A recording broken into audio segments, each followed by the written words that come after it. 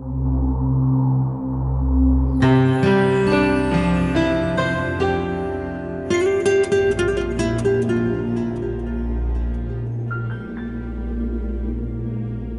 அப்போஸ்தல சபை அப்போஸ்தலருடைய உபதேசத்திலும் அந்யோன்யத்திலும் அப்பம் பிட்குதலிலும் கர்த்தராகிய தேவனை ஆராதித்து ஜெபிப்பதிலும் அவர்கள் உறுதியாய் தரித்திருந்தார்கள்.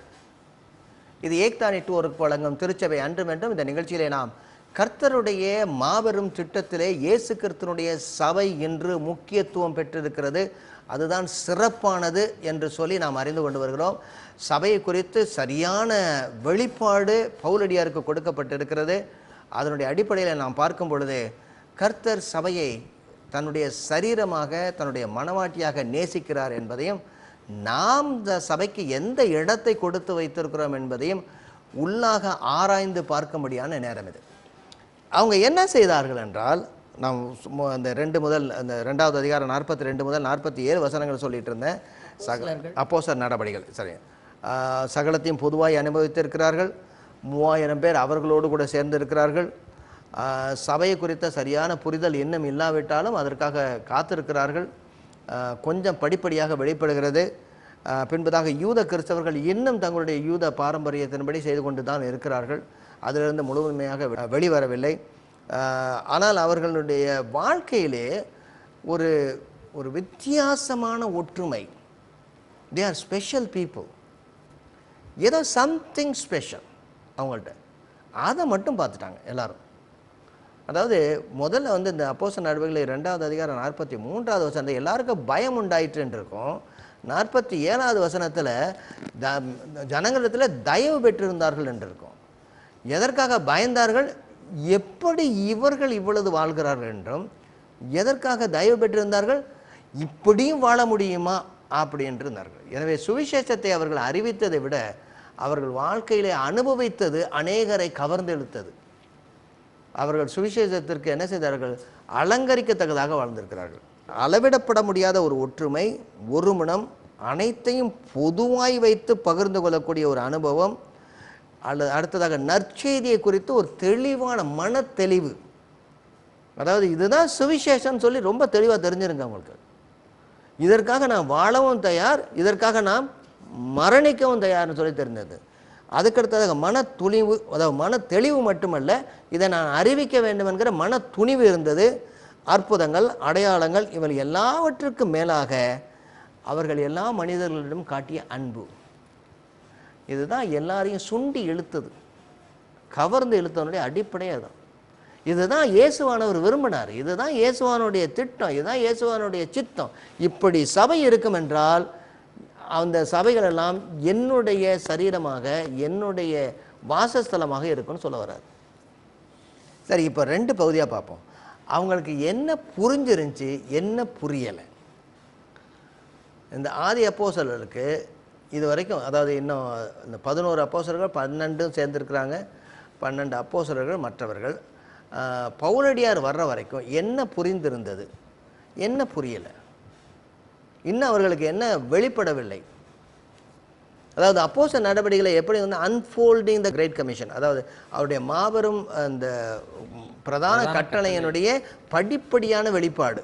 சரி, என்ன புரிந்திருந்தது? அப்போஸ்தலனாகிய பவுல் வருவதற்கு முன்பதாக வந்து அவர் எழுதுறதுக்கு முன்பதாக என்னெல்லாம் புரிஞ்சிருந்துச்சு, என்னெல்லாம் புரியலை அவங்களுக்கு?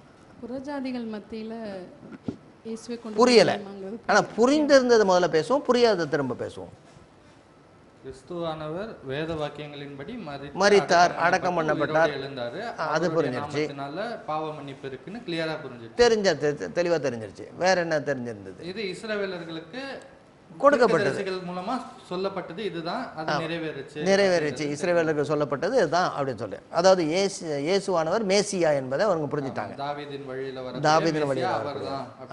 அதை புரிஞ்சுட்டாங்க. வேற விசுவாசிக்கிறவர்கள் அவருடைய குடும்பமா இருப்பாங்க அப்படின்றது தெரிந்தது. அவருடைய குடும்பமா இருப்பாங்க, ஒரு லிமிட்டட் இதுக்குள்ள அது புரியல. அதாவது என்னது, நம்ம ஆளுங்க எல்லாம் சேர்ந்திருந்தா உண்டு. ஆமா, என்னெல்லாம் புரிதல் இன்னும் அவங்களுக்கு இல்லாத இருந்தது, என்ன புரிதல் இல்லை அவங்களுக்கு. அதாவது இது எவ்வளவு தூரம் கர்த்தருடைய திட்டமா இருந்தது, அதாவது ஆபிரகாமுக்கு சொன்னது இதுதானா அப்படின்றது புரியல. அதாவது பூமியில் உள்ள சகல ஜாதிகளும் ஆசீர்வதிக்கப்படுகிறதற்காக தான் இந்த இஸ்ரவேல் தேசம் தெரிந்து கொள்ளப்பட்டாங்க. நமக்கு ஒரு புரியல, இன்னைக்கும் புரியல. அது நமக்கு ஒரு வந்து சுவிசேஷ ஊழியம் கொடுக்கப்பட்டிருக்குன்னு புரியல. ஓகே, ஆனா ஊழியம் உலகமெங்கும் கொண்டு போகணுங்கிறது புரியல. ஆனா ஊழியம் இருக்குன்னு தெரியுது, உலகமெங்கும் போகணும். அதாவது இந்த ஒரு சொன்னாங்க தானே, நீங்கள் புறப்பட்டு போய் சகல ஜாதிகளுக்கும், அப்போ அந்த டைம்ல அவங்க புரிஞ்சு தானே பண்ணியிருப்பாங்க. சகல ஜாதிகளுக்கும் உடனே போகலையே, யாருமே போகலையே. அவங்க வந்து எத்தனாவது அதிகாரம், 9வது அதிகாரம் வர்ற வரைக்கும் அவங்க 10வது அதிகாரத்துல தான், அந்த 8வது அதிகாரத்துல தான் அந்த என்ன சொல்றது, எத்தியோப்பியா மந்திரிக்கு கொடுக்கப்படுறது. சமாரியாவுடையது அந்த 4வது அதிகாரத்துக்கு பிறகு எத்தியோப்பியா மந்திரி கூட இவங்களுக்கு எல்லாருக்கும் தெரிஞ்சிருக்காது. அதிகாரத்திலே பேதுருவுடைய முதல் வசனம் வந்து இது யூதனானவனுக்கு விளக்கப்பட்டு இருக்கிறது. 10வது அதிகாரத்திலே வரல அவரு. அங்கதான் அவருக்கு வந்து இது விளக்கப்பட்டு இருக்கு, இதுதான் என்னுடைய ஐடியாலஜியா இருந்தது. ஆனா இப்பதான் எனக்கு புரியுது தேவன் பச்சாபாதம். 3 தடவை குட்டி சொன்னவன தான் புரியுது. இப்பதான் எனக்கு புரியுது எல்லாரும் தேவனுக்கு உகந்தவர்கள், விசுவாசிக்கிற எல்லாரும். 11வது அதிகாரத்தில் வரும்போது அவங்க சொல்றாங்க, அப்படி என்றால் ரட்சிப்பினுடைய செய்தி வந்து எல்லாருக்கும் திணிக்கப்பட்டிருக்கிறதேன்னு சொல்லி துதிக்கிறார்கள். ஓகே, வேற என்ன புரியல. அதாவது ஆண்டவர் சொன்னாரு சகல ஜாதிகளுக்கு. இவங்க என்ன நினைச்சாங்க, இதே தான் முன்னாடியே சொல்லியிருக்கிறாரு, சரி நம்ம அப்படி இருந்துட்டா, நமக்குள்ள இருந்துட்டா போதும், இதுல யாராவது வந்து யூதர்களாக சேர்ந்தா அவர்கள் ஆசீர்வதிக்கப்படுவார்கள். சபை அவங்களுக்கு சபை அப்படின்ற இது வந்து இன்னும் புரியல. சபைங்கிறது இன்னும் புரியல. அதாவது சபையினுடைய முக்கியம் என்னன்னா, நம்ம எல்லாம் கூடி இருக்கிறது, நம்ம வந்து என்னது ஒரு 4 பேர் நம்ம ஜாதிக்காரங்க இருந்தாங்கன்னா அதுதான் சபைன்னு யோசிச்சாங்க. நம்ம ஜாதியை சேர்ந்தவங்க 4 பேர் உட்காந்து சாப்பிடணும், அப்பதான் சாப்பிட முடியும். இப்போதைக்கும் அதாவது அவங்க ஜாதி யூதர்கள் மாத்திரம்தான். இது வந்து சபைனாலே நம்ம யூதர்களுக்கு மட்டும்தான். ஓகே, இஸ்ரவேல் அதுலயும் நம்ம யோசிக்கிற மாதிரி எனக்கு என்னுடைய ஜாதிக்கு மாத்திரம்தான் அப்படின்னு எங்கேயாவது கொண்டு வம்பளை மாட்டி விட்டுருவாங்க. இல்லை, இது வம்பல், இது வந்து இதுதான் நடைமுறை. அதாவது இன்னும் அதாவது 6வது அதிகாரத்தில் இது யூதர்கள்லையும் நீங்கள் எபிரேய அந்த அராமிக் பாஷை பேசினீங்கன்னா நான் உங்கள்கிட்ட கொஞ்சம் நல்லா இருப்போம்.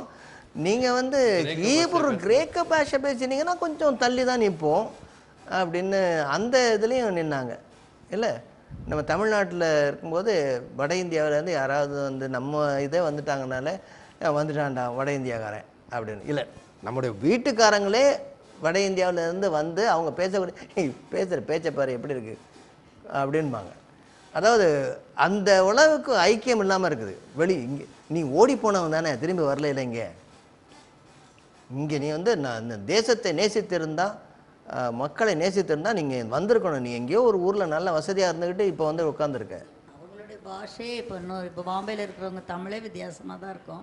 அதனால அந்தந்த இடங்கள்ல அமெரிக்காவில் இருக்கிறவங்க தமிழ் பிள்ளைங்க தமிழ்னா நிறைய அதாவது திருமணத்தில் வரும்பொழுது, அதாவது வட இந்தியாவில் உள்ள தமிழ் பிள்ளையா இருந்தாலும் அது வந்து கல்யாணத்துக்கு கஷ்டப்படுறாங்க.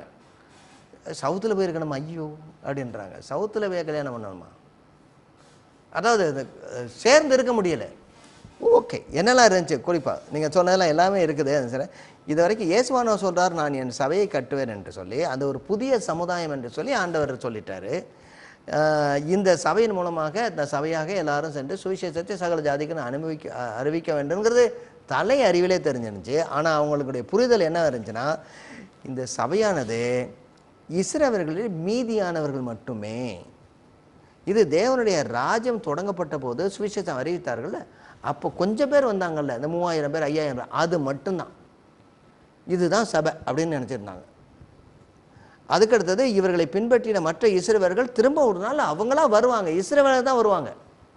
ஸோ இஸ்ரவேலர்களுடைய சிறு கூட்டமும் இது எல்லாருக்கும் சிறு கூட்டமும் இனிமேல் வரக்கூடிய இஸ்ரவேலர்கள் தான் சபைன்னு நினச்சிருந்தாங்க. ஆனால் கர்த்தருடைய திட்டம் அது கிடையாது. கர்த்தருடைய திட்டம் என்ன? 12வது அதிகாரம் 3வது வசனம், ஆதியாகமம் 12:3, பூமியில் உள்ள சகல ஜாதிகளும் உன் மூலமாக ஆசீர்வதிக்கப்படும். அதுக்கு அடுத்ததாக யாத்திராகமம் 19வது அதிகாரம் என்ன சொல்றாரு?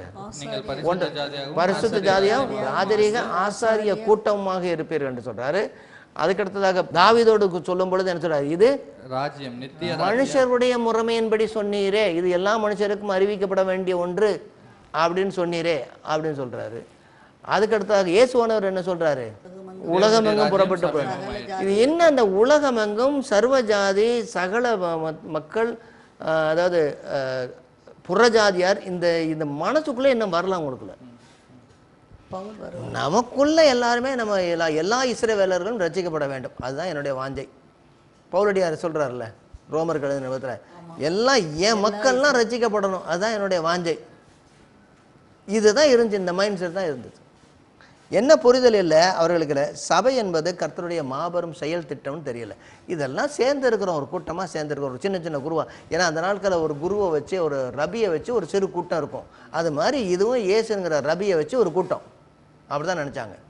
ஒன்று. இரண்டாவது, கர்த்தருடைய ராஜ்யத்திலே மாபெரும் வரலாற்றிலே சபை மையமாக இருக்க வேண்டும்னு தெரியல இன்னும். இனிமே சபையை வைத்து தான் ஆண்டவர் எல்லாவற்றையும் செய்ய போகிறான்னு அவங்களுக்கு புரியலை. அவங்க என்ன நினச்சாங்க, நமக்கு ஆலயமும் இருக்கும், ஜெப ஆலயமும் இருக்கும், சபையும் இருக்கும், அதை மூன்றில் ஒன்று அப்படின்னு யோசிச்சிருந்தாங்க. அதுக்கடுத்ததான் இருந்தாங்க, சபைக்கு இயேசு தான் மூளைக்கல்லாக இருக்கிறாருன்னு இன்னும் அவங்களுக்கு புரியலை. மூளைக்கல்லுன்னு எப்படின்னு அவங்களுக்கு புரியலை. ரெண்டாவதாக அடுத்ததாக என்ன சொல்ல, யூதர்கள் புறஜாதியார் ரெண்டு பேருமே ஒன்றோடொன்று கலந்திருக்கக்கூடிய ஒரு புதிய சமுதாயம்ங்கிறது இன்னும் அவங்களுக்கு தெரியல. ஒரு புதிய சமுதாயம் நினைச்சே பார்க்க முடியல. ஆமாம், ஏன்னா அந்த அளவுக்கு இந்த கலாச்சாரம் அவருடைய கண்களை மூடி இருந்தது. பாரம்பரிய கலாச்சாரம், உலக வழிபாடுகள், அதான் சொன்னேன், இந்த உலகத்தினுடைய வழிபாடுகள் அவருடைய முழு அண்டர்ஸ்டாண்டிங்கை மறைச்சிருச்சு. அது மாத்திரம் இல்லை, இந்த புறஜாதிகளுடைய வழிபாடுகள் அவ்வளோ விக்கிரகங்களும் ரொம்ப பார்பேரியன்ஸாக இருந்ததுனால அவங்களால இவங்களை புரிஞ்சு கொள்ளவே முடியல. அவங்கள்ட்ட போய் அவங்கள வந்து கர்த்தர் எப்படி இது பண்ணுவாரு, அவங்க ஏன்னா அவங்களோட வழிமுறைகள் வந்து அவங்களுடைய எல்லாமே நரபலிகள் இடுவாங்க, சைல்ட் சாக்ரிஃபைஸ் பண்ணுவாங்க, அடல்ட்ரி, ஐடோலிட்ரி எல்லாமே இருக்குது. இப்படி இருக்கும்போது ஏகதெய்வ வழிபாட்டுக்கு அவங்க வரவே இல்லை. இப்போ அவங்க அப்படிப்பட்டவங்க மேல கர்த்தருடைய ஆவி ஊற்றப்பட்டது உடனே அதான் 10வது அதிகாரத்தில் எருசலேம் வந்தவர்கள் எல்லாருமே ஆச்சரியப்படுறாங்க. ஒரு 6 பேர், ஒரு ஆள் 6 பேர் இருக்கிறாங்க. எல்லாரும் மாதிரி எல்லாம் முடிச்சுட்டு இருக்காங்க. என்னப்பா பண்றது இது அப்படின்றாங்க. உடனே பேதுரு சொல்றாரு, நம்மை போல அவர்களும் விசுவாசத்தினாலே அவர்கள் ரசிக்கப்பட்டு பரிசுத்த ஆவியானவர் பெற்றதுனால இனிமேல் தண்ணீரை யாரையா விளக்க முடியும், ஞானஸ்தானம் கொடுத்து சபையாக்கு அப்படிங்கிறாரு. அதில் தான் பின்னாடி வரும்போது அவங்களாம் சொல்கிறாரு, இதெல்லாம் நான் கர்த்தர் செய்ததே நான் எப்படி தடுக்க முடியும், இவங்களாம் யோசித்து செஞ்சுருக்கணும். ஏன்னா அந்த அளவுக்கு அந்த சமுதாய கட்டுக்கள் அல்லது கலாச்சார கட்டுக்கள், அவருடைய பாரம்பரிய கட்டுக்கள் அவங்கள அதுக்கு மேலே திங்க் பண்ணவே விடலை.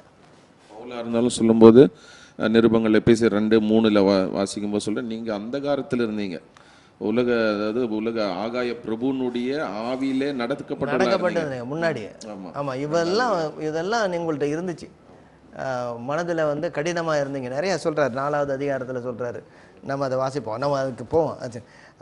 சபையும் கர்த்தருடைய மாபெரும் செயல் திட்டம் தெரியல, கர்த்தருடைய ராஜ்யத்தினுடைய வரலாறு தான் சபை, வரலாற்றில் சபை இருக்கிறதுன்னு தெரியல, சபைக்கு இயேசு தான் மூளைக்கல்லாக இருக்கிறாருன்னு தெரியலை, அப்போஸ்தலர்கள் தீர்க்கதரிசிகளுடைய புதிய அஸ்திபாரம் ஒன்று போடுவாங்கன்னு அவங்களுக்கு வரலை.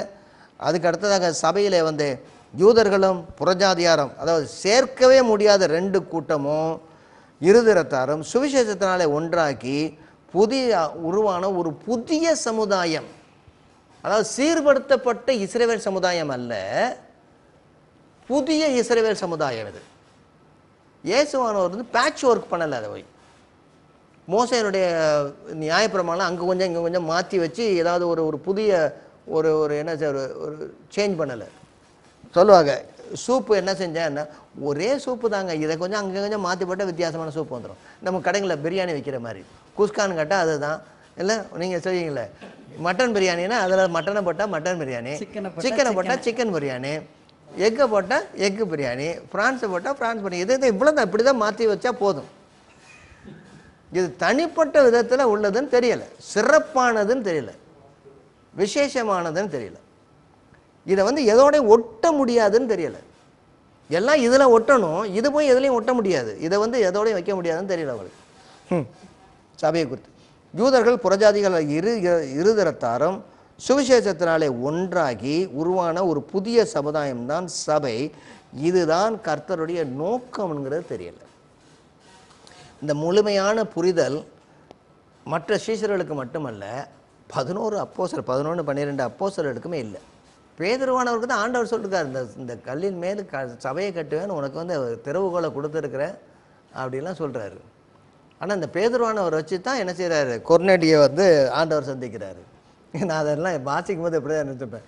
சில பேர் சொல்லுவாங்களே, அவன் விரலை எடுத்து அவன் கண்ணில் குத்திட்டாங்க அப்படின்னு. அது மாதிரி தான் பேதுருவானவர் பிடிச்சாதான் ஏன்னா இனிமேல் சுவிசேஷமானது மற்றவர்களுக்கு போகும்னு தெரிஞ்சிருக்கு. சரி, சபையை குறித்த முழுமையான வெளிப்பாடு யாருக்கு கொடுக்கப்பட்டிருந்தால் பவுலடியாருக்கு. அவர் எழுதின எல்லா கடிதங்களும் இருக்கும். அவர் 2 பகுதிகளை நாம் பார்க்குறோம். ஒன்று எபேசியருக்கு எழுதின நிருபம் 2வது அதிகாரம் 11 முதல் 3வது அதிகாரம் 13 வரை. அதற்கு அடுத்ததாக எபேசியருக்கு எழுதின நிருபம் 4வது அதிகாரம் 1 முதல் 16 வரை. எபேசியர் நிருபம் முழுசும் வாசிக்கணும். நம்ம சபைகளில் வந்து இதை வந்து அடிப்படையாக போதிக்கணும். எனக்கு ஒரு பெரிய ஆதங்கம், அது. அதாவது இந்த வசனங்களெல்லாம் நான் வாசிக்கும் பொழுது சில பேர் சபையில் மட்டும் ஊழியக்காரங்களை வாசிக்க சொல்லுவாங்க, தக்க முக்கத்தைக்கு வாசிப்பாங்க, ஃப்ளூயண்ட்டாக வாசிக்க மாட்டாங்க. அது அந்த 3வது அதிகாரம்னா 7வது 8வது வசனத்துலேருந்து 13 12வது வசனம் வரைக்கும் வாசிக்கும் பொழுது பல்லு உடையிற மாதிரி இருக்கும். ஏன்னா நம்ம அந்த பக்கம் தொடர்றதே கிடையாது. அனந்த ஞானமே புரியாது. என்னது அனந்த ஞானம் சொல்ல ஆனந்து தெரியும், அனந்த ஞானம் தெரிய மாட்டேங்குது. இல்லை, எபேசியர் 2வது அதிகாரம் 11 முதல் 3வது அதிகாரம் 13 வரை, 4வது அதிகாரம் 1 முதல் 16 வரை. இதோடு கூட நம்ம வந்து இந்த எபேசியர்கள் எழுதின 1வது அதிகாரத்தையும் பார்க்கணும். 2வது அதிகாரம் 1 முதல் 11 வசனங்களையும் நாம் பார்க்கணும், 10 வசனம் வரை. அதுக்கடுத்ததாக 4வது அதிகாரத்தை பின்பகுதியிலையும் பார்க்கலாம். 5வது அதிகாரத்தில் இன்னும் சிறப்பாக அவர் குடும்பத்தை கொண்டு வர்றதையும் நாம் பார்க்க வேண்டும். 6வது அதிகாரத்தில் இந்த குடும்பத்தோட ஒரு பகுதியும், அடுத்ததாக என்ன சொல்றாரு, இதெல்லாம் உங்களால் செய்ய முடியாதுப்பா, இதெல்லாம் நீ உன்னால் செய்ய முடியாது அப்படின்னு சொல்லி சர்வாயுத வர்க்கத்தை சொல்கிறதையும். அதுக்கு பின்பதாக சரி இவ்வளோதையும் பண்ணிட்டேன், எனக்காக கொஞ்சம் ஜெபம் பண்ணிவிடு. இல்லை, ஈஸியாக இருக்குல்ல படிக்கிறது. எப்படி எனக்கு இவ்வளோதையும் பண்ணிவிட்டேன், எனக்காக கொஞ்சம் ஜெபம் பண்ணு. கட்டப்பட்டிருக்கிறேன்னா சரியானபடி சுவிசேஷம் அப்படியே என்ன சொல்கிறாரு, ஒழுங்காக சபை என்னன்னு உனக்கு புரிஞ்சிச்சுன்னா உலகளாவிய சுவிசேஷத்தை செய்யக்கூடிய எனக்கு நீ ஜெபம் பண்ண முடியும். அது நல்லா எல்லா சபைக்கும் நான் இதை சொல்கிறது தான். என்னென்னா, சுவிசேஷம்னா என்னன்னு தெரியணும், உபதேசம் என்னன்னு தெரியணும், சபையினுடைய தாத்பரியம் என்னன்னு தெரியணும். அதெல்லாம் நீங்கள் உங்களுக்கு புரிஞ்சாதான் எதை நீங்கள் வந்து கொண்டாட முடியும்னா சுவிசேஷ ஊழியத்தை கொண்டாட முடியும். சுவிசேஷ ஊழியத்தை அறிந்து கொள்ள வேண்டும்னா இது தெரியணும். என்கிட்ட வந்து எங்களுக்கு சொந்தக்கார தம்பி ஒருத்தர் கேட்டார். என்ன கேட்டுட்டு, என்ன உறவுன்னா நான் சொல்ல மாட்டேன், அப்படியே சொல்லிட்டேன். சொன்னார், எப்படி வந்து ஊழியம் செய்யுதுன்னு கொஞ்சம் சொல்லி கொடுங்களேன் அப்படின்னாரு. அது என்னென்ன டெக்னிக்கல் அந்த ஸ்கில்லெல்லாம் சொல்லித்தாங்க. முதல்ல ஸ்கில்லு தெரியறதுக்கு முன்னாடி ஏன் செய்யணும்னு முதல்ல தெரியுதா அப்படின்னு. எப்படி செய்யணும்னு தெரியறதுக்கு விட ஏன் செய்யணும்னு தெரியுதா அப்படின்னா என்ன சொல்கிறீங்கன்னு. அது யார் செய்யணும், ஏன் செய்யணும், அது அடிப்படை தெரியுதா முதல்ல அப்படின்னு. அப்படின்னா என்ன அப்படின்னு, சபையை குறித்து தெரியுமா, அதெல்லாம் விடுங்க. அதுக்கு அது சண்டே காலையில் போயிட்டு வந்துடுவோம்ல, அதுக்கு அது முடிஞ்சிடும்ல. என்ன சொல்கிறாங்க, சண்டே காலையில் போயிட்டு வந்துடும்ல, அது முடிஞ்சிடுது. பற்பல செய்திகள் இந்த வேத பகுதியில் இருக்குது, பற்பல வேத கருத்துக்கள் இருக்குது இந்த பகுதியில். I really enjoy. ஒவ்வொரு தடையும் அது வாசிக்கும் பொழுது இருக்குது. Queen of epistles. ஆமாம், அவர் சொல்லும் போது எனக்கு இந்த queen of all the epistles அப்படிங்கிறார். இதுதான் இது சரி. நான் என்ன பண்ணுறேன்னா, முழு வேதாகமத்தையும் இந்த பகுதியை வச்சு தான் நான் வியாக்கியானம் பண்ணுறேன். இந்த முழுமையான வேதாகமத்தை இந்த பகுதியை வச்சு தான் என்ன செய்கிறேன். சரி, கர்த்தர் தம்முடைய பிரதான திட்டமாகிய சபையை குறித்து வெளிப்படுத்திருக்கிறபடினாலே அப்படின்ட்டு ஆதி ஆகமத்தில், அதுக்கப்புறம் 5 ஆகமத்தில், பின்பதாக ஒவ்வொரு பகுதியிலும் இதுலேருந்து தான் எடுக்கிறேன். இப்படி வெளிப்படுது. இதனுடைய அடிப்படையில் எங்கள்லேருந்து தான் வருது. நான் நிறைய நேரம் சபையை குறித்து பேசும் பொழுது நாங்கள் இது ஆண்டவராக இயேசு கிறிஸ்துக்கு மேலே சபையை சொல்கிறீங்களா அப்படி இல்லை. இயேசு கிறிஸ்துவை நேசிக்கிறபடினாலே அவருடைய சரீரத்தையும் நான் நேசிக்க வேண்டும். சரீரத்தை நேசிக்காமல் நான் இயேசு கிறிஸ்துவை நேசிக்க முடியாது. ஓகே, ஏன்னா இயேசுவானவர் அந்த சபைக்காகத்தான் தன்னையே அவர் ஒப்பு கொடுத்தார், மரித்தார், உயிரோடு எழுந்தார், வரப்போகிறார். எல்லாமே எதுக்காக தான், சபைக்காக.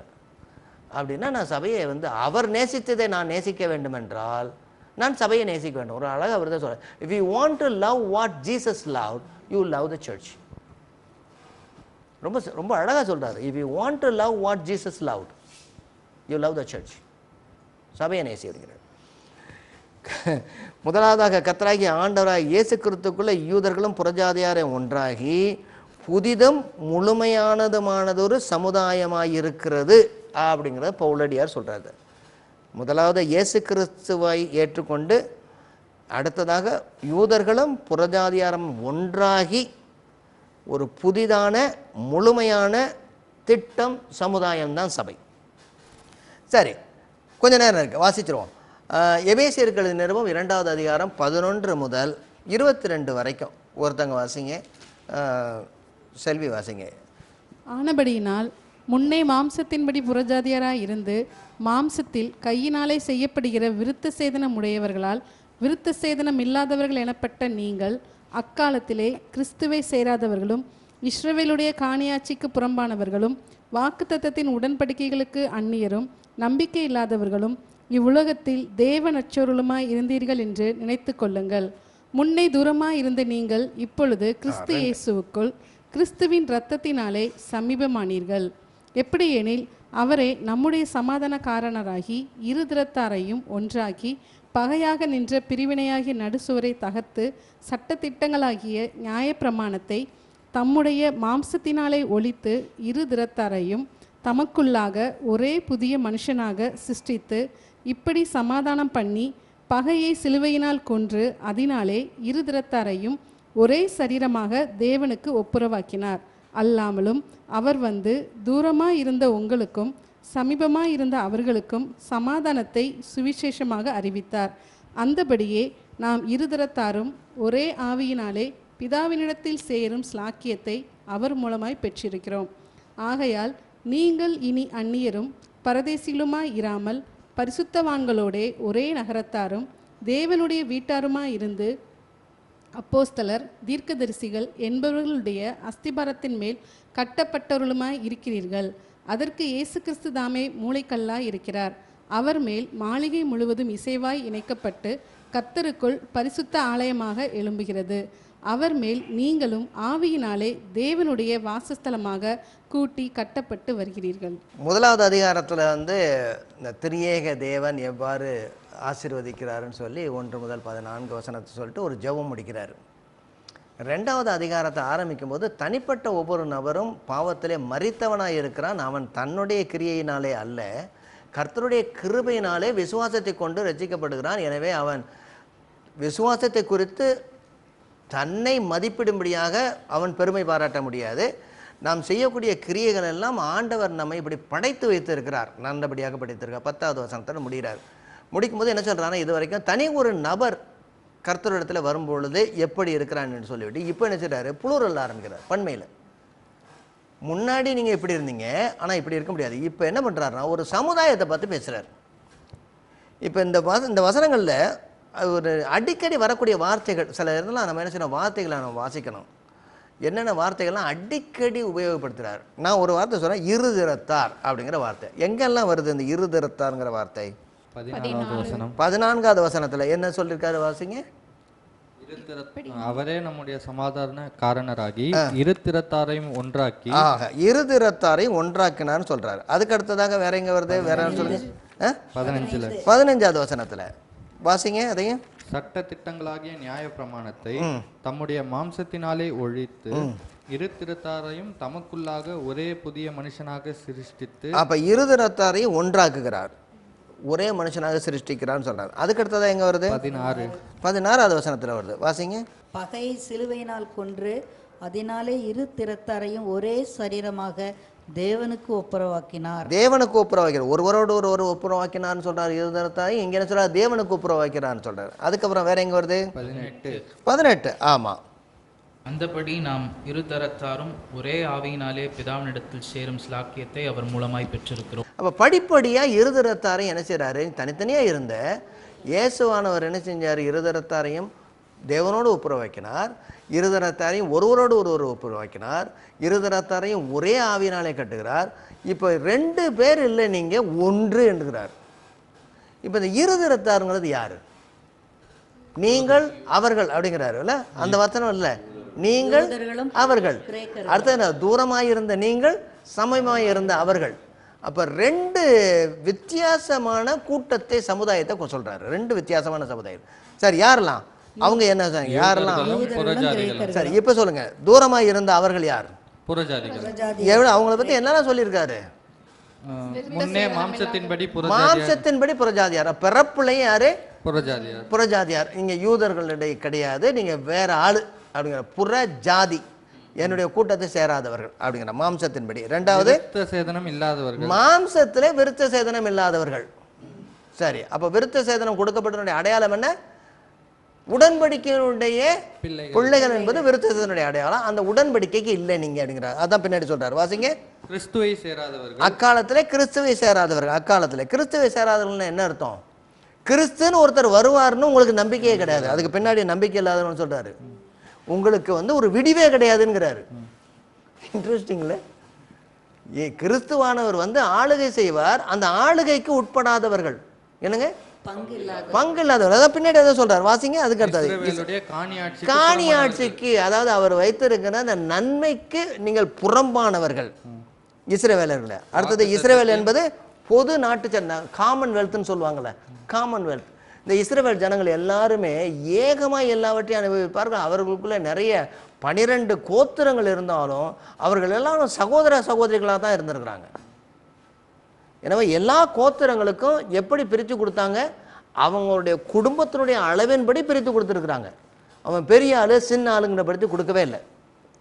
ஆக இந்த காணி ஆட்சி எல்லாருக்கும் பிரிக்கப்பட்டிருந்தது. ஆனால் இந்த யூதர்கள் அல்லாதவர்களுக்கு அந்த காணி ஆட்சியில் இடம் கிடையாது. என்ன பண்ணணும்? யூதர்களை அண்டி வாழ வேண்டும் அவர்கள். அப்போ அண்டி வாழ்கிறவர்கள் யார்?